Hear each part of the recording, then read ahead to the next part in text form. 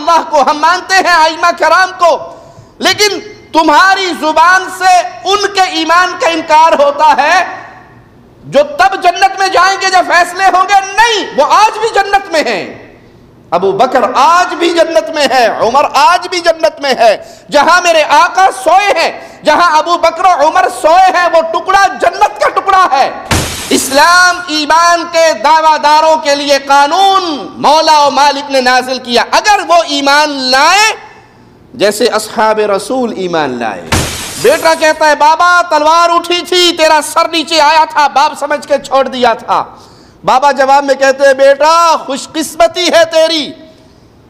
کہ تیری گردن میری تلوار کے نیچے ایک بار بھی نہیں آئی، تو نے باپ سمجھ کے چھوڑا تھا۔ میری تلوار کے نیچے اگر میرے داؤ میں تو آ جاتا، میں محمد کا گستاخ سمجھ کے کاٹ ڈالتا۔ دنیا میں عزتیں ان کے لیے، جنت کا مقام بھی ان کے لیے، اور جو سن کے پھر یہ کہے نہیں بات تو ٹھیک ہے لیکن، یہ لیکن کا تصور صحابہ کی زندگی میں موجود؟ اللہ اور اس کے رسول کی ہستی کو اپنے لیے سب کچھ سمجھ لیجئے کہ ہم نے زندگی گزارنی ہے اللہ کے حکموں پر اور پیارے نبی کے حکموں پر۔ ہم نے راضی کرنا ہے اللہ کو اور اللہ کے پیارے حبیب کو۔ اللہ کی قسم پوری دنیا آپ سے ناراض ہو جائے اور آپ نے ان دو ہستیوں کو راضی کر لیا، پیارے نبی کے طریقے پہ چلے، اللہ کو راضی کیا۔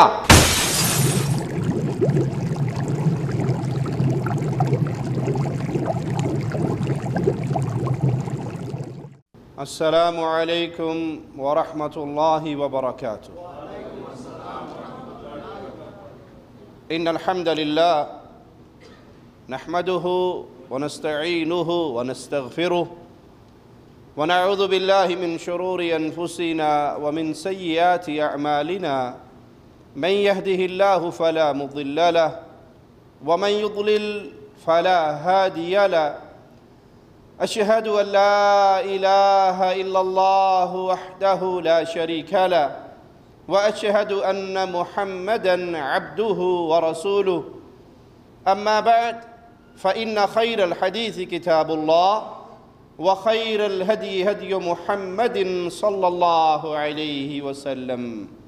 وشر الأمور محدثاتها وكل محدثة بدعة وكل بدعة ضلالة وكل ضلالة في النار۔ أعوذ بالله من الشيطان الرجيم، فإن آمنوا بمثل ما آمنتم به فقد اهتدوا وإن تولوا فإنما هم في شقاق فسيكفيكهم الله وهو السميع العليم۔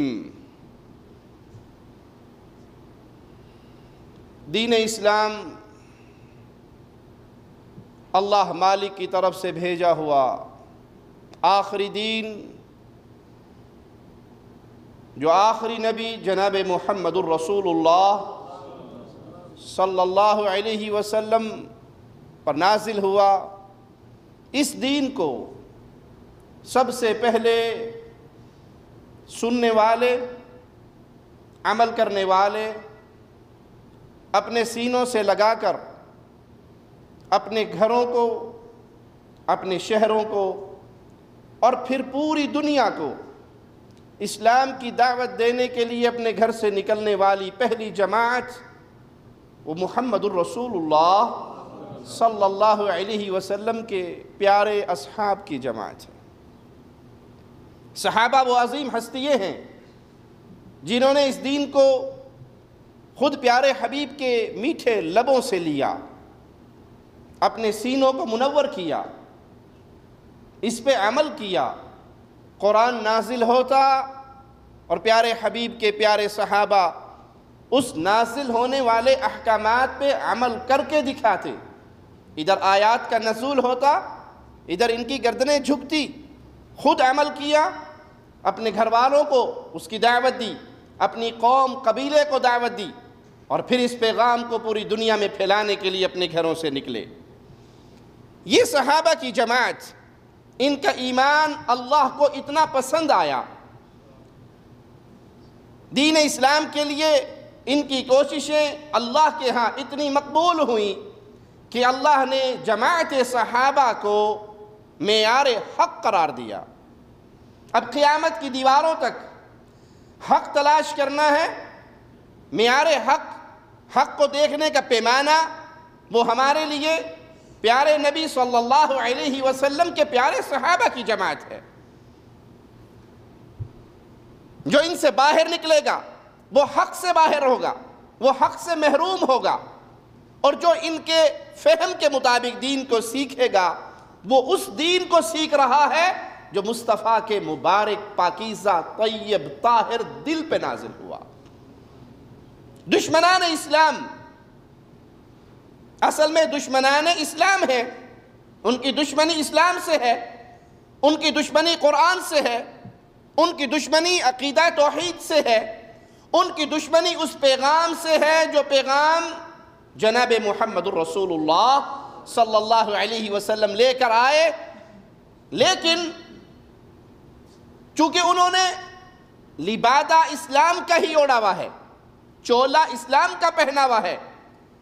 قمیص اسلام کی اپنے تن پہ ڈالی ہوئی ہے اسلام کو جڑوں سے کاٹنے کے لیے، اور وہ پہچان چکے ہیں کہ ہم معرکے کے میدان میں تلوار تیر میدان میں ان کا مقابلہ نہیں کر سکتے، سازش کے میدان میں مقابلہ کر سکتے ہیں، تو یہ دشمنان اسلام کو جڑوں سے کاٹنے کے لیے چولا اسلام کا پہنتے ہیں، لوگوں کو اپنے آپ کو مسلمان شو کر کے دکھاتے ہیں۔ اب جو اپنے آپ کو مسلمان کہے گا وہ قرآن کا انکار کرے گا تو لوگ کہیں گے یہ مسلمان نہیں ہے، وہ اللہ کے نبی صلی اللہ علیہ وسلم کی ذات پہ کلام کرے گا تو لوگ کہیں گے یہ مسلمان نہیں ہے، تو وہ حملہ کرتے ہیں رسول اللہ صلی اللہ علیہ وسلم کے صحابہ کی جماعت پر، جس سے مقصد ان کا اسلام کو گرانا ہے، اسلام کو ڈھانا ہے، اسلام کو مٹانا ہے، کہ جب صحابہ کی صورت نعوذ باللہ ثم نعوذ باللہ عوام الناس کے سامنے مجروح کر دی جائے، بگاڑ دی جائے، ان کو دنیا پرست، ان کو شہوت پرست ثابت کر دیا جائے، ان کو ظالم اور مجرم بنا دیا جائے، تو جب صحابہ کی شہرت خراب ہوگی